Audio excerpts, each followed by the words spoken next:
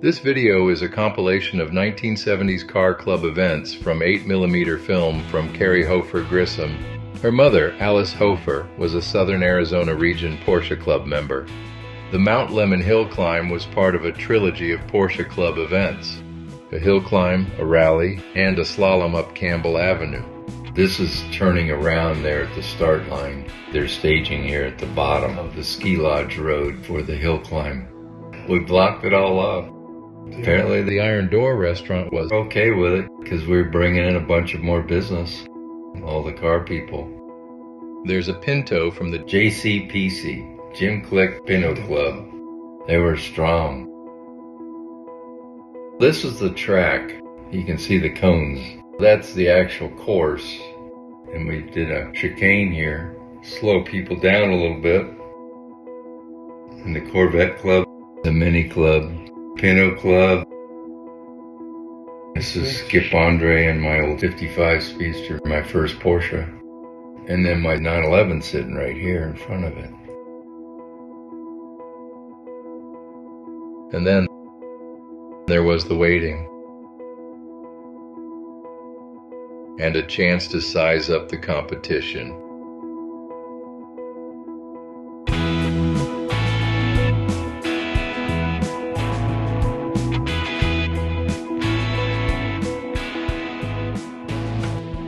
And finally, when all the waiting was over, the first runs began. That's Harry Newman. At least that's his car. I think that's Gary Hart. He bought that car new in Germany. It was a 69 T. Took delivery of it when I was in the military. That's Gus Broxton. He was a past president of SAR.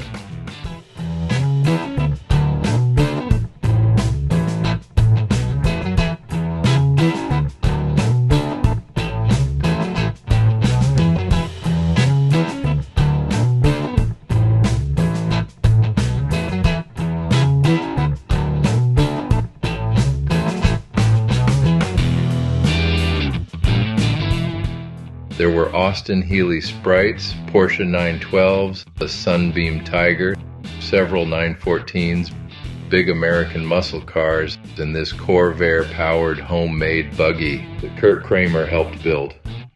There's no weight in the front of that car, so it probably understeers like crazy.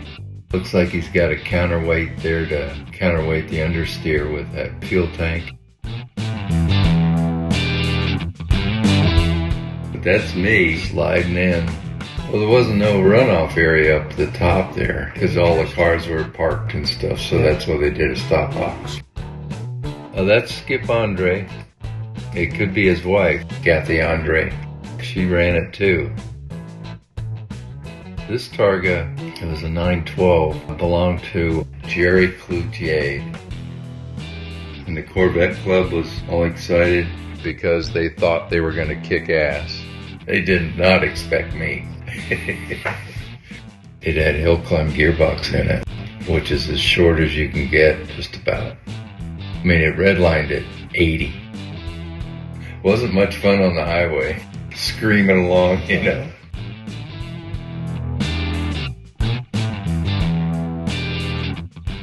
That's Alice taking her final run.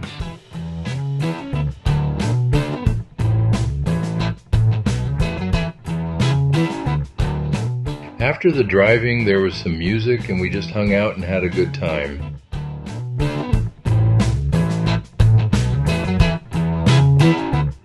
That's Rink and Patty Reinking.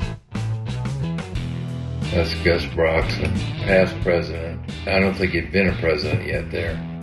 And the wives came up too. It was a family affair.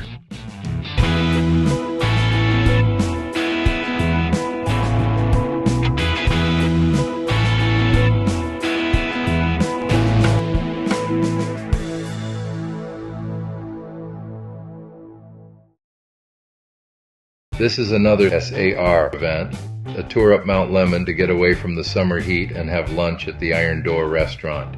They stopped at Geology Point for the view. This is Harry Newman in a tricycle race that was part of the tour.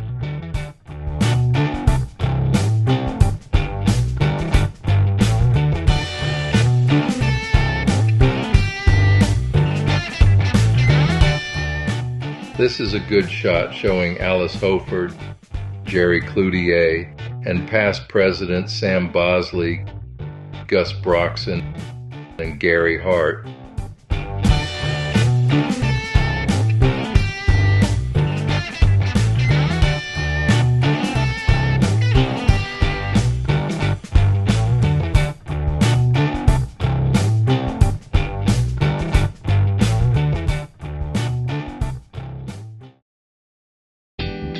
Sierra Vista.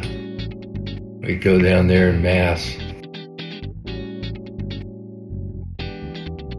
You can see some of the same cars that were at the hill climb event.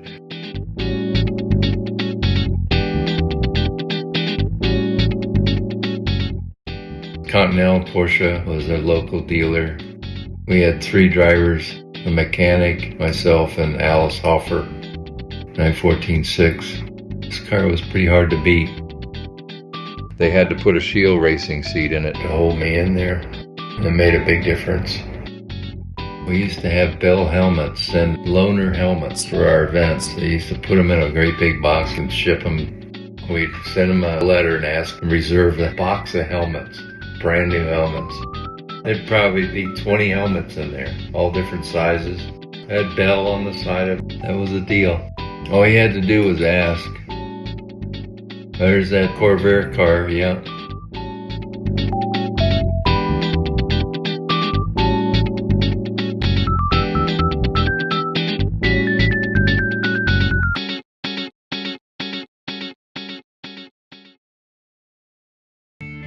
Outside of Las Vegas, in the suburb of Spring Valley, if you stand on Vareo Drive and look west between the homes, you can see the Spring Mountains in the distance. If you could travel back in time to 1965, you'd be looking at the main gate of the Stardust International Raceway. This is long before any homes appeared, and long before high gas prices. We were out there for the regional runoffs, going for the championship of the Western region, the SCCA. That 914.6 is what we ran. The shifter linkage broke on this thing, so we got a DNS. I think we had a good shot at it. So this is early Can-Am stuff with Lolas and stuff like that. It's not a real wedgie car, so it's probably early 70s, late 60s. This is Jim Hall here with a wing. The guy that would typically drive with Jim Hall was another Texan by the name of Hap Sharp, who used to race in Tucson, but he never brought a chaparral with him. He'd always bring something else.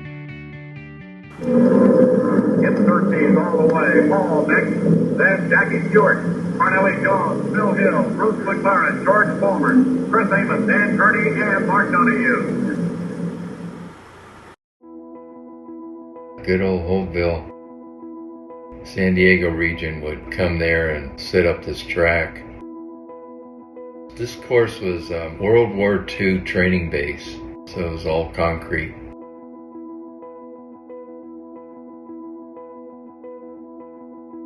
It looks like this is when we had the car pretty set up. By this time I think we had the 911S engine in it. It doubled the horsepower because we had Carrera 6 carburetors on it, 46 IDA Webers on it. So we went from 120 horsepower to over 200. So it was fast.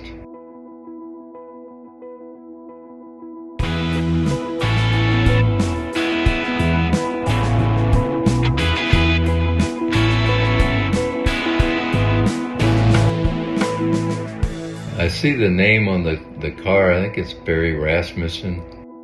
It's an E-Production, which would be a 4-cylinder car. And it was loud. Watch his reaction again.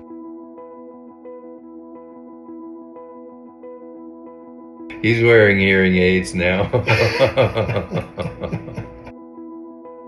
See, this is where Steve McQueen ran to qualify to do the Le Mans movie. He ran here, Phoenix, and Sebring to get his FIA license.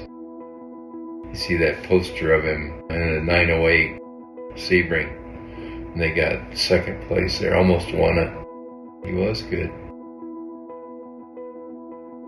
Oh yeah, it does look like somebody spun out right there. That's what was so addictive about this track, was you had room to spin off. It was a great teaching track because if you got off the line and spun out, why, you would just spin on the concrete because it had such wide aprons. That's where I went for my first DE school, was there. Read about it in the San Diego Region newsletter and decided to give it a try. Been 67, flat-toed my speedster over there. No roll bars. How old was I? Young.